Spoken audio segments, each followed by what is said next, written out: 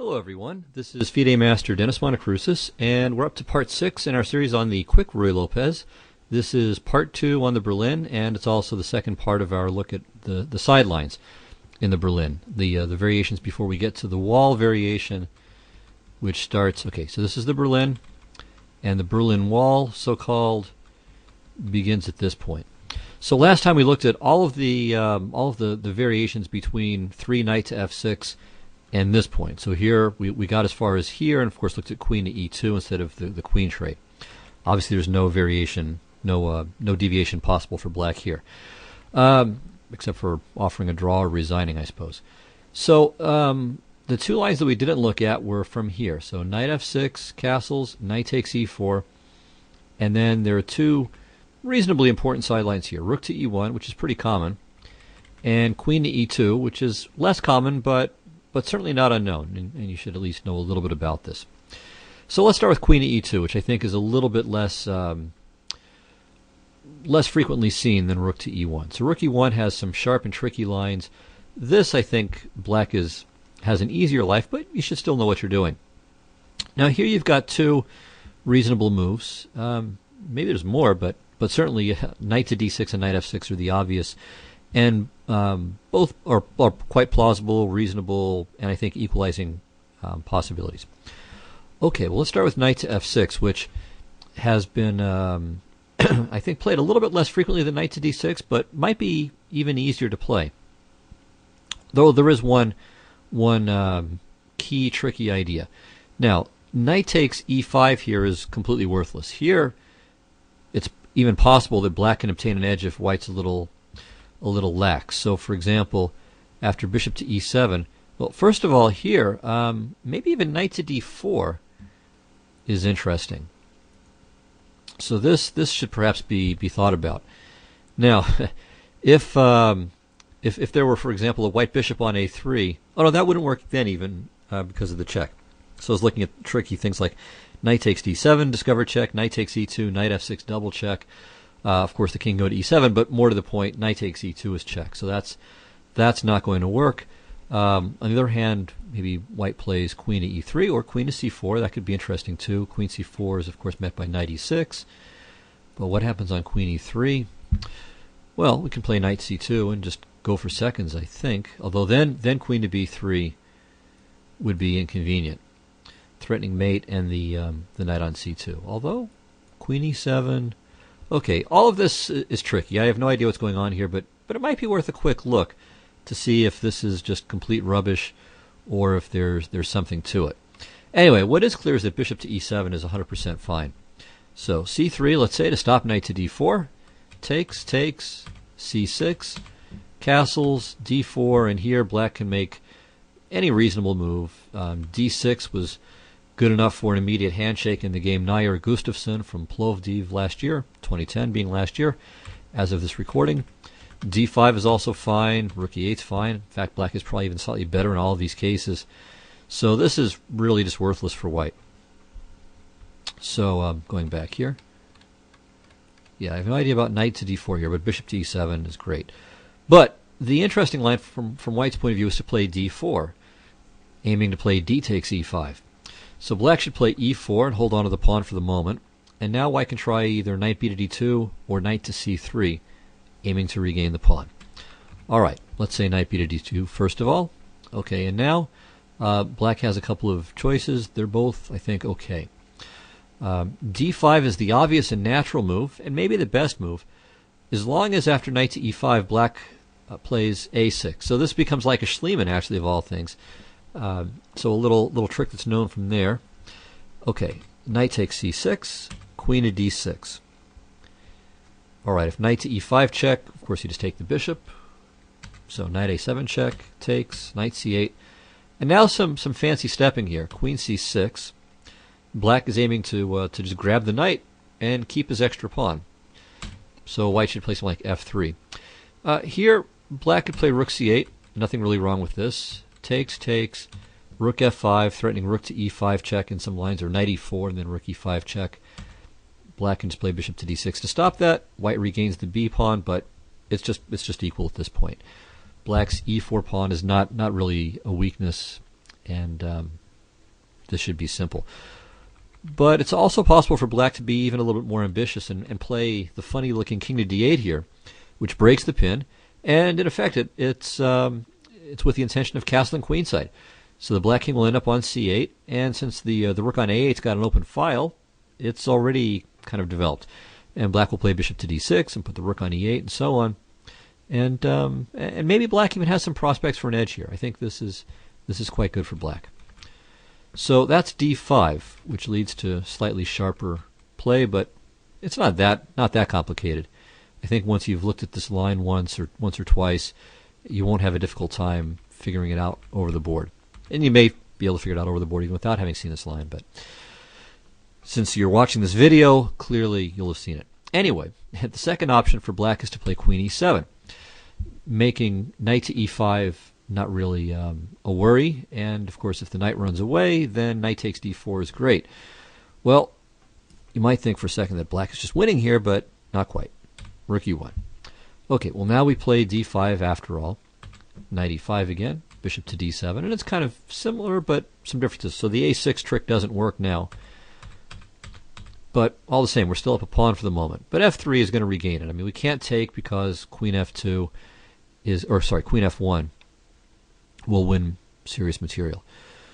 At least I think it will. Maybe f2 check might be an interesting trick. So maybe something like e takes f3 could be played, although it looks very, very, very suspicious.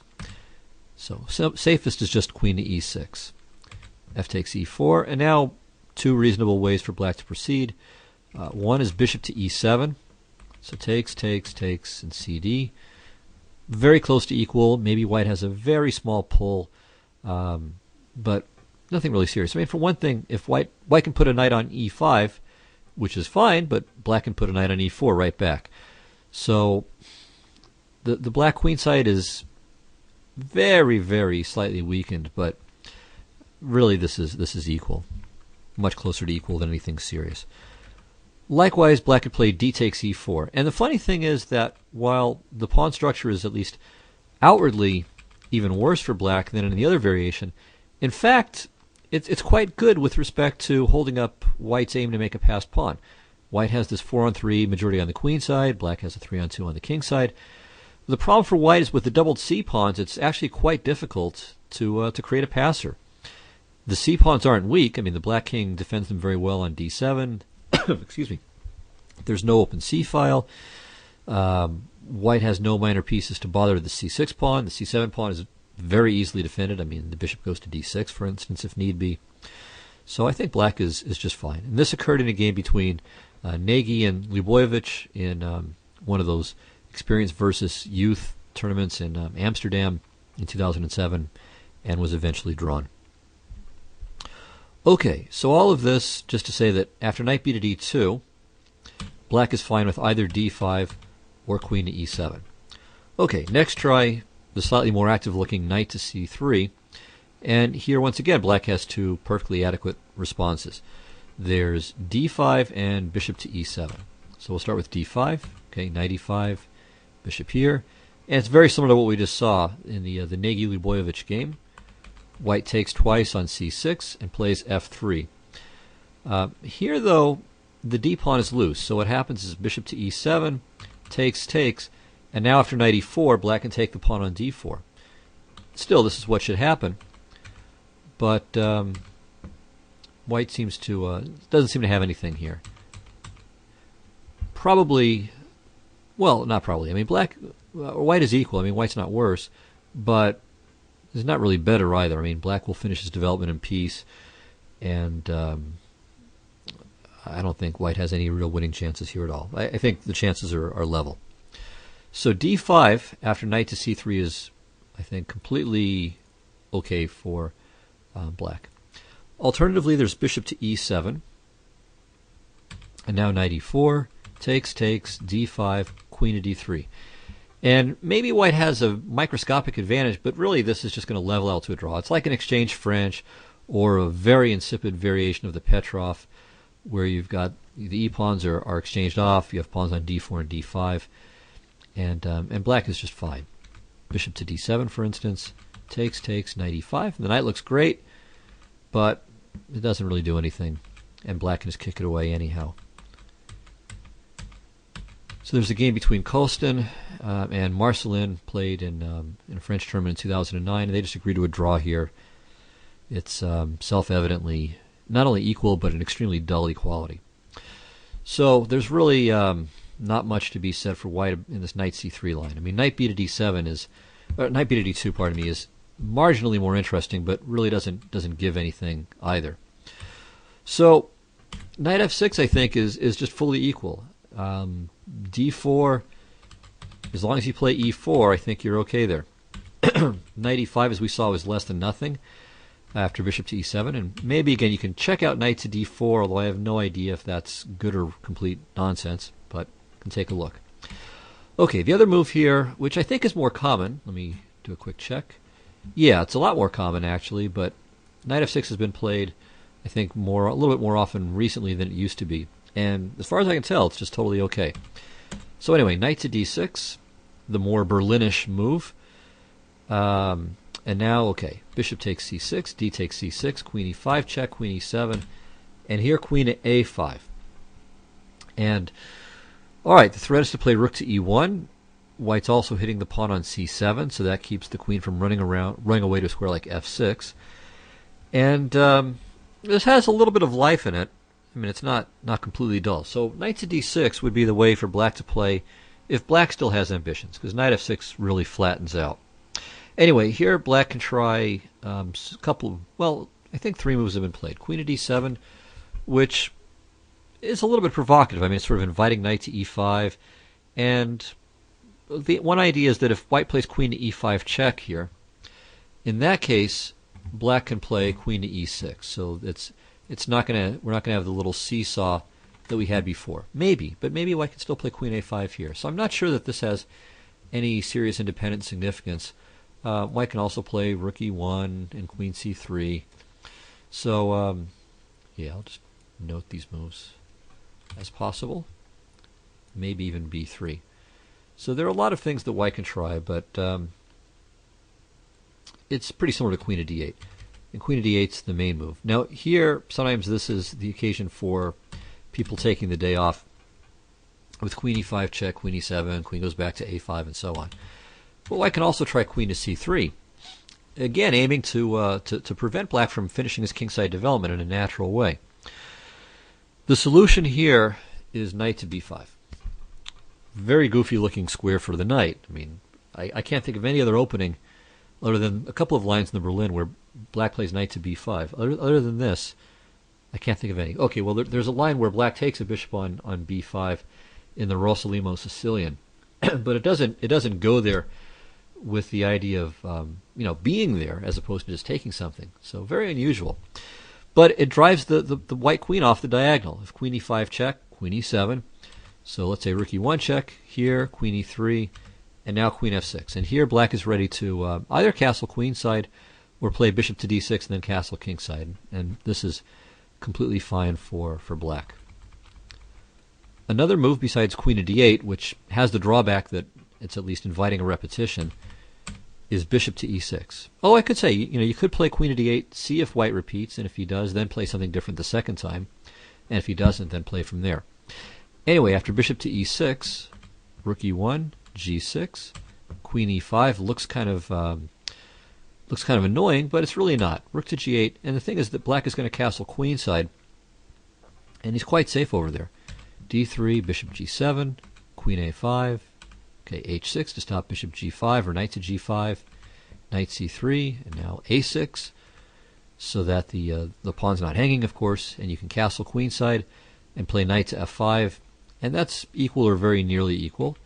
And g5 might also be interesting too, just grabbing some space, taking f4 away from white's bishop, and okay, you'll still end up probably playing a6 and castling queenside, but it's not running away just yet.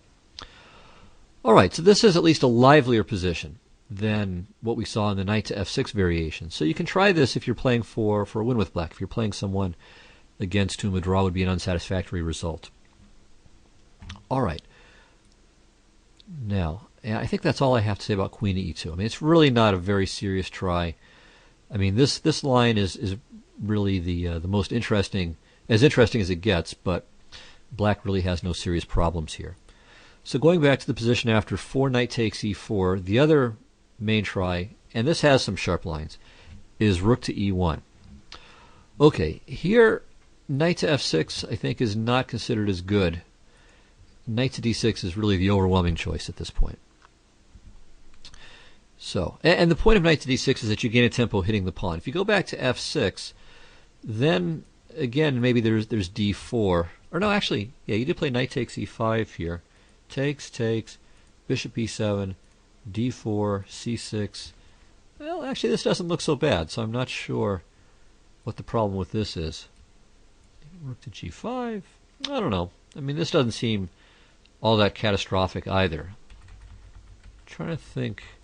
Okay, what about... Okay, another idea might be d4 here. Yeah, I know I've seen d4 at some point. This is probably what I was thinking of. All right, c6 has been played before. D takes e5. Knight to d5. Maybe white has a small pull here. The knight on d5 is not stable. White has a little bit of extra space. So I don't know that this is really bad for black, but it's maybe white has a small safe pull. So knight to d6, gaining a tempo, hitting the bishop is the standard move at this point. Now something like bishop takes c6 just promises white nothing at all. Bishop c6, you take with the d pawn. Knight takes e5, just bishop to e7, d4 castles. Let's say bishop to f4, and black can do whatever. Knight f5 is, I think, the most common move here. Rook e8's fine. Bishop f6 is fine. I mean, it's just not a threatening setup for white. I mean, you don't have to really know anything super specific about a position like this. I mean, just natural moves are going to give black a perfectly good game. The d pawn's a little bit of a target, so that's why a move like knight to f5 is kind of standard. Forces the white pawn to c3, which takes away the knight's best square. Black could play c5 at some point maybe to get rid of his doubled pawn. His extra bishop, the light squared bishop, is going to be very good. So this just promises absolutely nothing. And the thing to keep in mind, I mean, many of us have seen the exchange Ruy and have some respect for it, but this is not an exchange Ruy, because in the exchange Ruy, white gets in the standard case gets this 4-on-3 majority on the king side, and the problem is that black has this doubled extra pawn on the queen side, which is very hard to use in an endgame. But that's just not happening here. I mean, it's 3-on-3 on the king side, 4-on-4 on the queen side, so the doubled pawn really has no significance in terms of the endgame. Black is just completely fine, and with the bishop here, maybe has even better long-term winning chances than white does. So knight takes e5. Okay, and here white could play, or black can play knight takes e5 and bishop to e7. This has been seen. It's just a transposition in the usual case. Okay, but bishop to e7 is sometimes played as well. Okay, or sometimes it's usually played. This is the standard move order. Okay, now from here, actually let me check and make sure I'm not telling you fibs. Yeah, they're both played quite a lot, but bishop to e7 is more common. All right, now here white has 3 moves that are fairly interesting. Really 2, and then a third which is, I guess, has a little trick behind it, but nothing too serious. Okay, so we'll start with the least meaningful move, queen h5, and probably the best here is just to trade the knights. And now it looks scary at first, right? You castle, well, queen takes e7. Not so, because the bishop on b5 is hanging. All right, but whatever you do, don't play rook to e8, because queen takes d8 pins the rook on e8, so there's no rook takes e1 check, and there'd be bishop to f1 anyway, so it's that's a disaster all the way around. But you just grab the bishop. The rook isn't staying. Black can play knight to d6 and knight f5, or rook to d8, king f8, which would be, I think, the more normal way to play. You could even play knight to d4. Actually, if it's black to move, knight to d4 is winning material, I think. So you're threatening knight takes c2, and you're threatening knight to e6, followed by rook to d8 and king f8. Okay, bottom line is queen to h5 is just worthless. Okay, not the same cannot be said of bishop to d3. This is a move with some value. Knight e5, rook e5 castles. Okay, knight c3, aiming to jump into d5. So c6, and c6 is a move you usually want to play anyway, with the idea that after the knight retreats from d6, you'll play d5. All right, but still, there are some very tricky lines here. All right, we'll look at two moves, queen to e2 and b3. Okay, so queen to e2 hits the bishop. The value of this is that we force the bishop to f6, and from white's point of view, the good news is that now black can't play knight to e8, knight f6. I mean, black, okay, in this position, black would like to make the following regrouping. Knight e8, d5, bishop to d6, knight f6. And then all of his pieces are on their normal squares, and he's in great shape. So by playing queen to e2 and forcing bishop to f6, we're at least trying to prevent that from white's point of view. So rook e3, and now bishop to d4 is actually a good move. But there are some tactics here. All right, first of all, if rook to h3, no problem. We just play g6, b3, rook e8. Black has no real problems here. He's already safeguarded on the long diagonal, and he can defend the h-file easily enough. Black is probably even a little bit better. I mean, the e-file is a nice asset for the moment. Okay, there's also bishop takes h7 check. And don't be frightened. It's not so terrifying, but it does lead to a draw. Okay, queen to d3 check, king g8, and now not queen takes d4 because of knight f5 and you win the exchange, but rook to h3. Okay, threatening mate, rook to e8 stops the mate and threatens rook to e1, but we have a draw like so. All right, so black has to do this so he doesn't lose the bishop, in which case he would just be a pawn down for nothing, but white also has to repeat because of the threat of rook to e1. So that line just winds up as a draw. Okay, back we go. So that's queen to e2. So unfortunately this does look like a drawing variation. White can also play b3 here, and now we get on with our regrouping. Knight e8, bishop to b2, d5. And of course white's not going to just sit around and wait for us to play knight f6 and bishop to d6 and cover everything up. He's going to try to create some threats. And it's not surprising that there is some danger. I mean, this bishop is on a nice diagonal. We just have to get the knight out of the way. The bishop hits h7. The rook can swing to h5, as can the queen. So there's a fair amount of attacking potential in the white position. Black needs to play accurately here.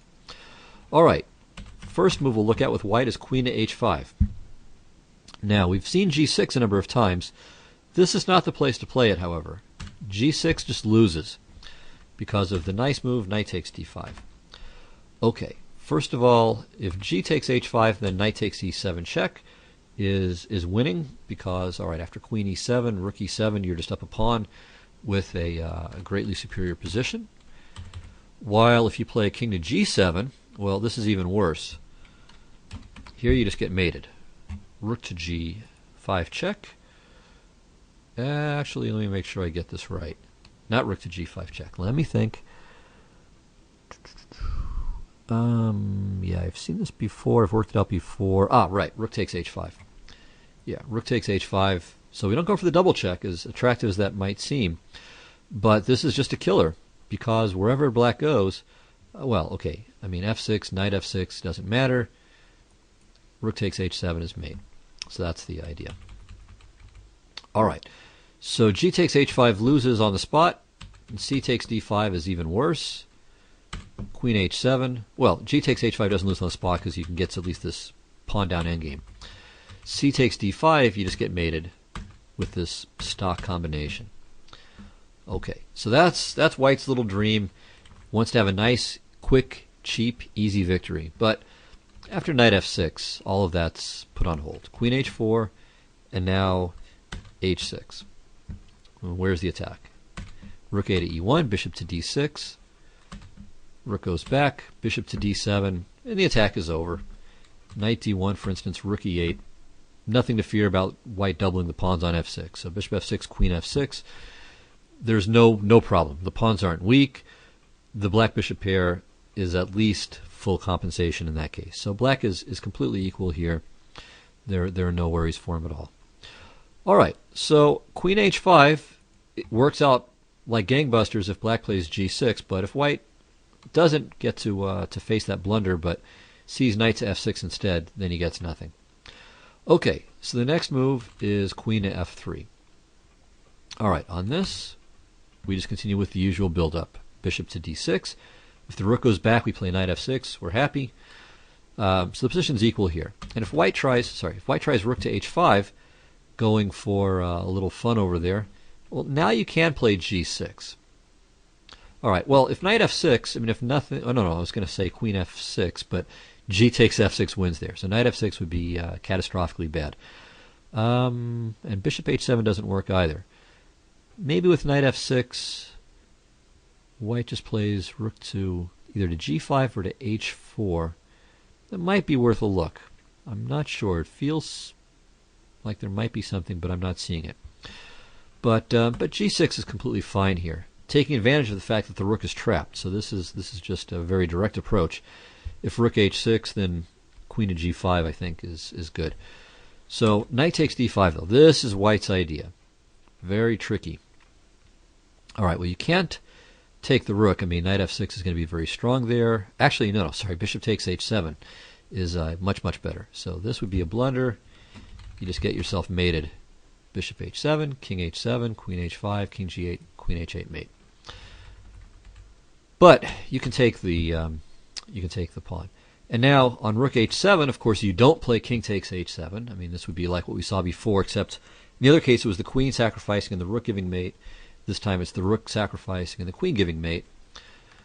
But we don't have to play king takes h7. We can play d4. It's a very important move to make, but it's good enough. What's the idea? Bishop takes d4. Isn't it the same situation?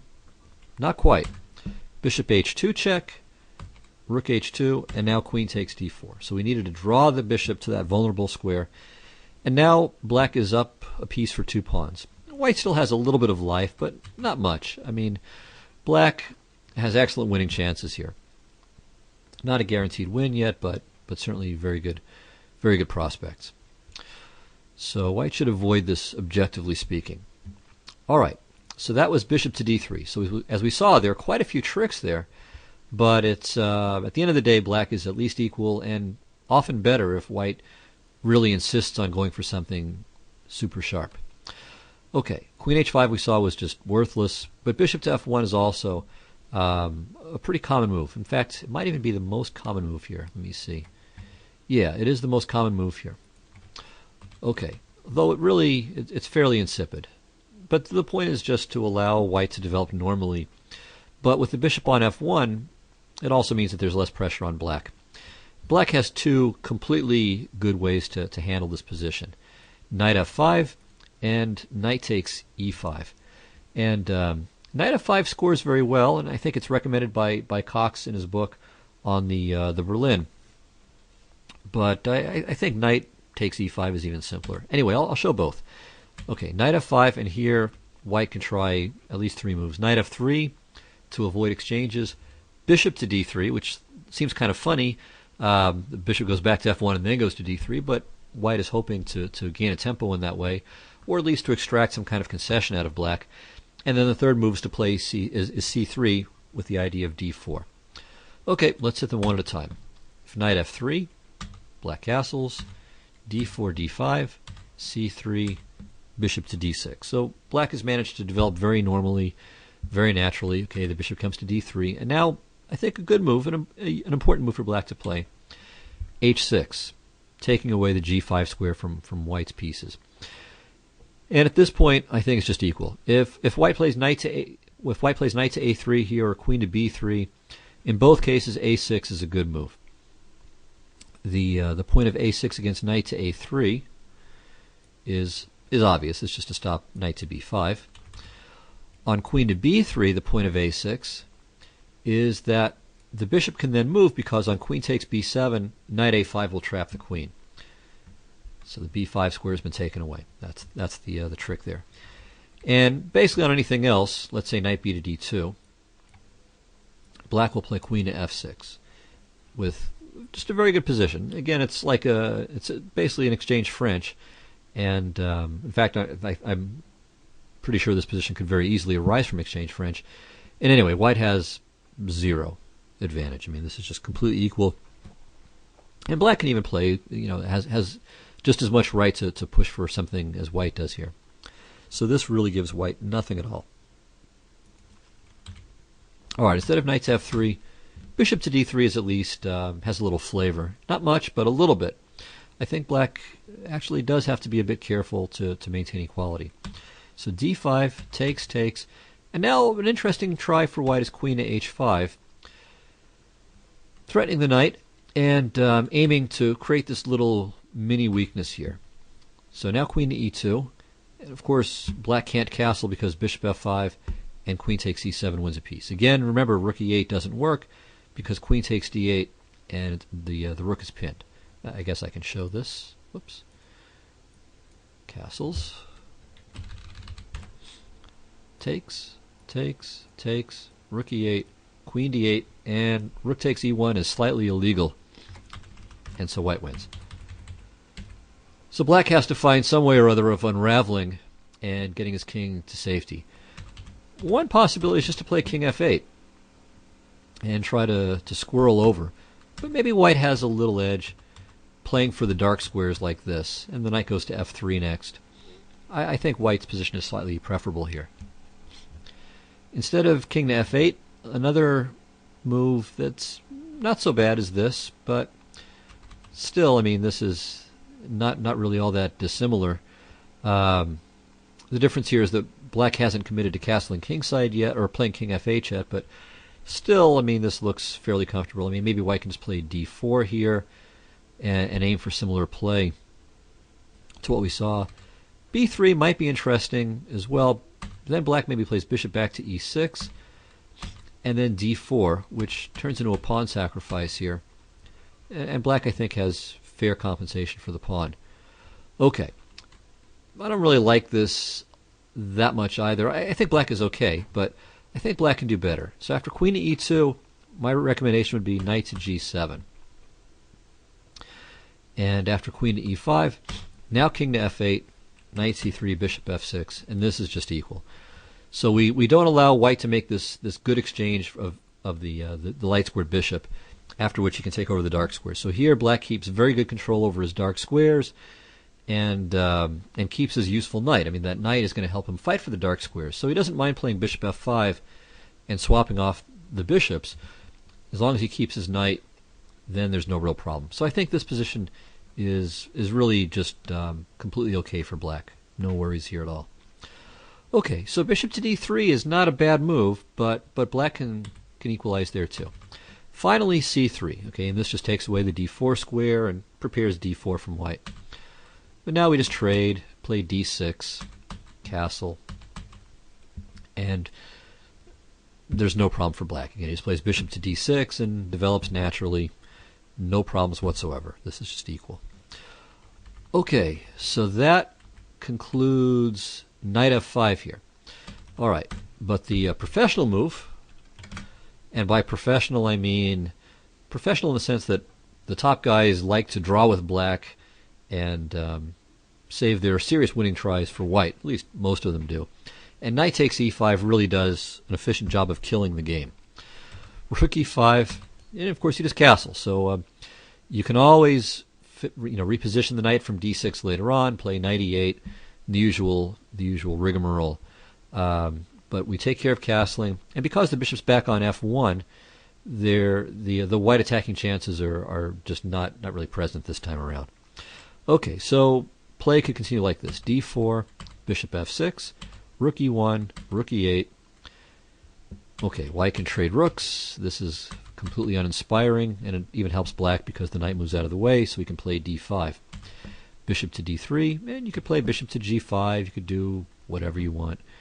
Bishop to g5, okay, you're helping white trade off his quote-unquote bad bishop, but it's useful for black too, clearing f6 for the knight. Anyway, this is just nothing. Okay, c3 is also playable.